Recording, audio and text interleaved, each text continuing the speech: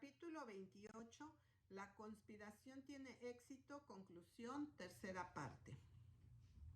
Así, en el año de 1892, el gobierno de los Estados Unidos, por actos oficiales específicos de los 3 departamentos, el Poder Judicial, el Legislativo y el Ejecutivo, del que se compone ese gobierno, se apartó del nuevo orden de cosas a lo que fue comprometido por nuestros padres revolucionarios y a los que está comprometido por el gran sello del propio gobierno, y fue arrojado a la marea maligna del viejo orden de cosas. Y así esta iluminada nación, ejemplo y gloria del mundo, fue causa de hacer asumir el lugar y las prerrogativas de los gobiernos de la Edad Media al incorporar en la ley los dogmas y definiciones de los teólogos y ejecutando la arbitraria y despótica voluntad de la Iglesia. Como hemos visto, el poder legislativo, el poder que hace las leyes del gobierno, no solo actuó de la manera más responsable como parte de estas cosas cargadas de maldad, pero confesada abiertamente y públicamente anunció que lo hizo y que no se atrevió a hacer lo contrario.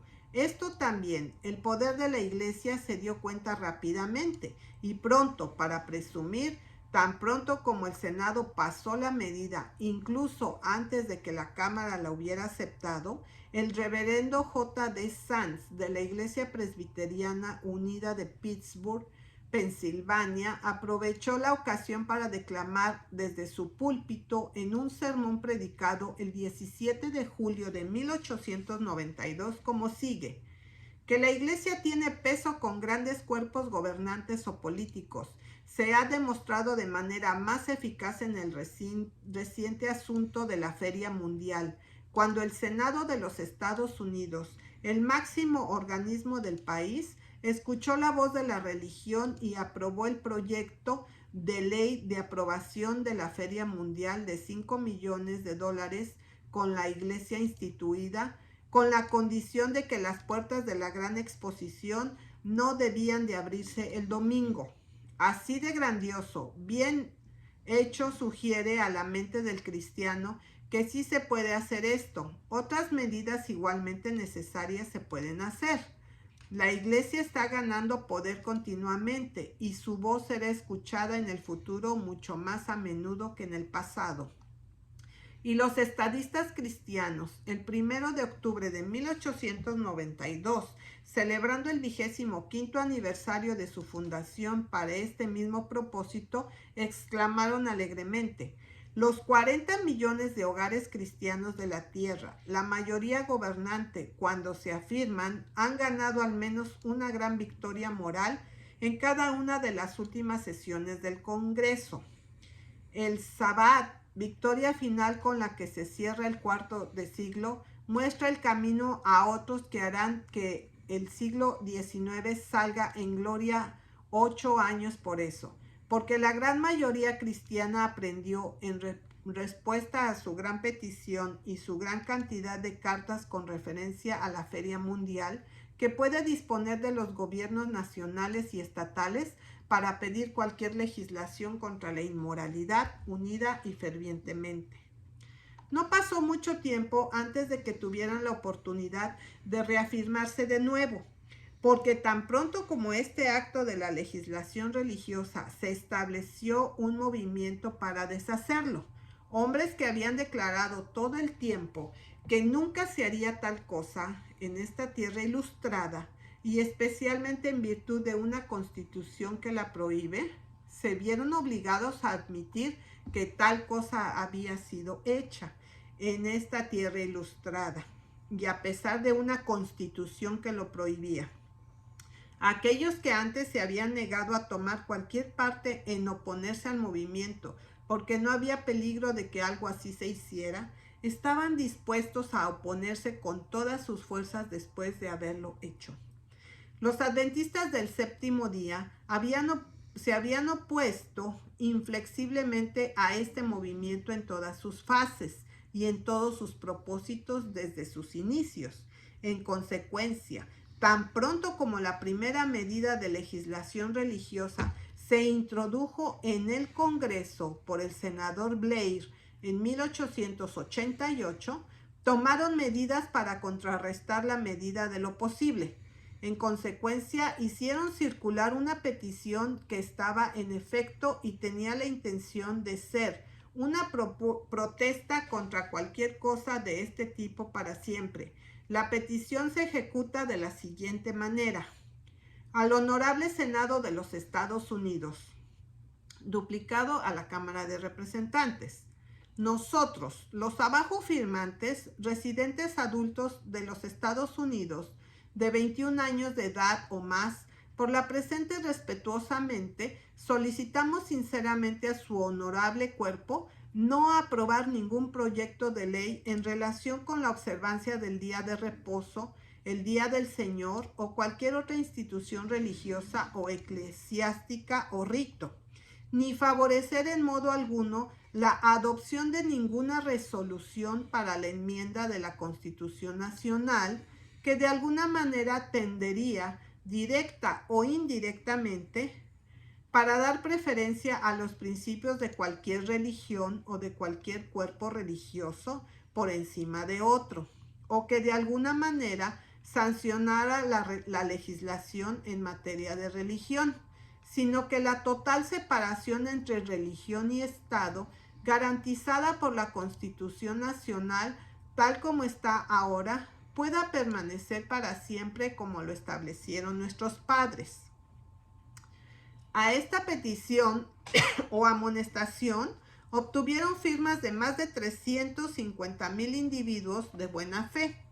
Por estas audiencias ante los comités del Congreso, la legislación de Blair se retrasó hasta que ésta murió y el proyecto de ley Breckinridge fue rechazado. Cuando se hizo la demanda de que el Congreso cerrara la Exposición Mundial de Colombia el domingo, esto también fue opuesto a la protesta anterior y con la siguiente dirección.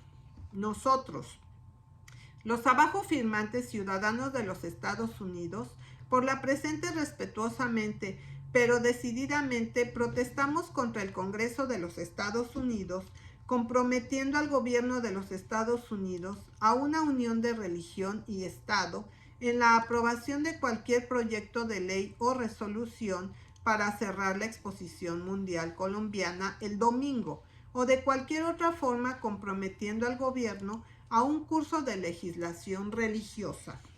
Mientras circulaban estas peticiones, muchas personas se encontraron que no permitirían que la causa fuera de suficiente importancia para justificarlos en tomarse el tiempo e incluso escribir sus nombres en una protesta, a pesar de que estaban en plena armonía con la protesta en sí misma.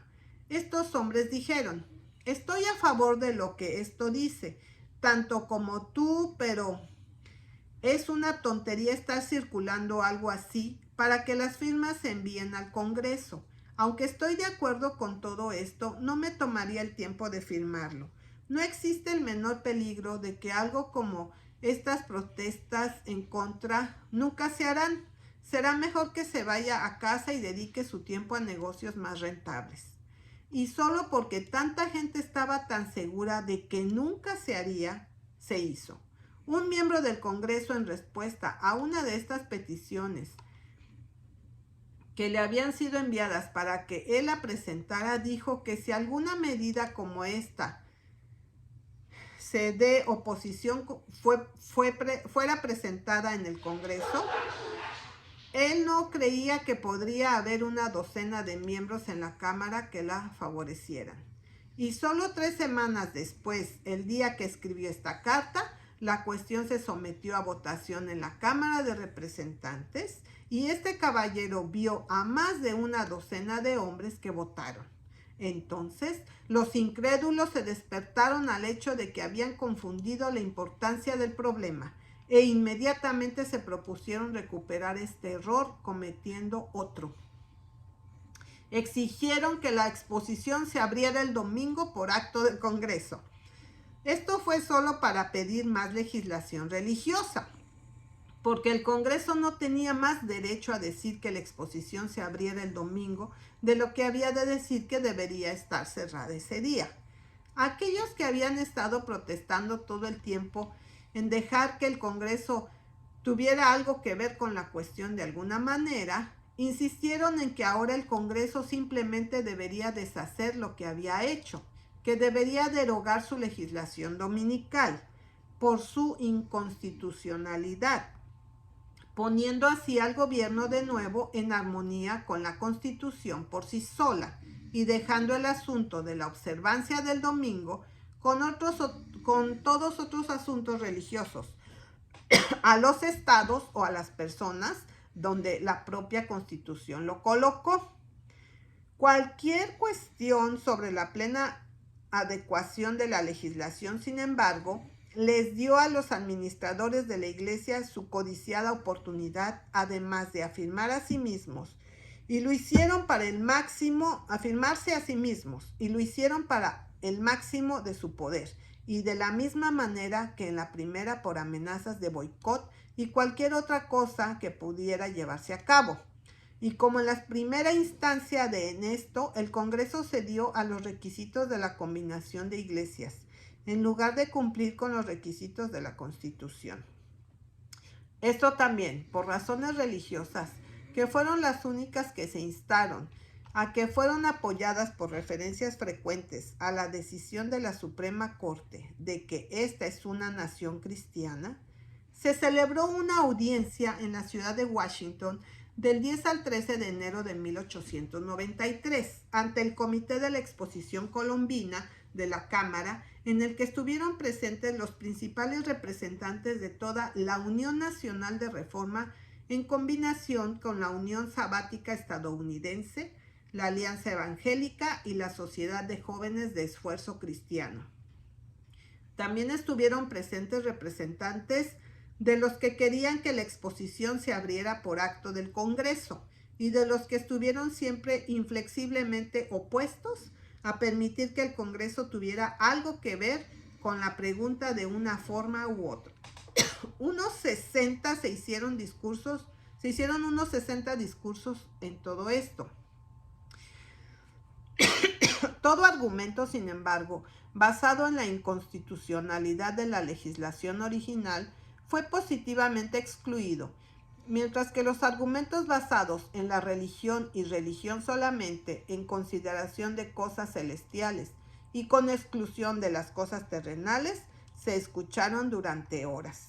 El presidente de la American Sabbath Union inauguró la discusión de este lado con las siguientes palabras: abordo este tema con gran reverencia.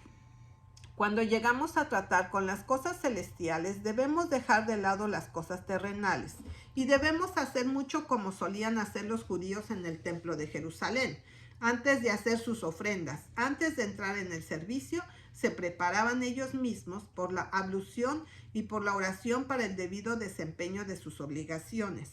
Ahora, cuando llegamos a considerar el sábado, que descansa sobre la ley de Dios, que es una revelación a la humanidad que nadie hubiera pensado, que se lo debemos enteramente a nuestro Padre que está en el cielo, debemos por lo tanto venir con el mismo espíritu reverencial a su consideración sobre nosotros mismos. Representamos el sentimiento cristiano de los Estados Unidos de América. Esperamos que el Congreso mantenga su dignidad. Hemos resuelto no decir una sola palabra sobre la constitucionalidad o inconstitucionalidad de esta ley ante este comité. Para afirmar que es inconstitucional, aquí sería una reflexión sobre el comité, sobre ambas cámaras del Congreso y sobre el presidente de los Estados Unidos, quien aprobó esta ley. Usted mismo tomó muy sabiamente esa última consideración, totalmente fuera de antes del comité, cuando usted declaró que este no era el lugar para discutir esa pregunta. Por eso la descartamos sin decir una sola palabra.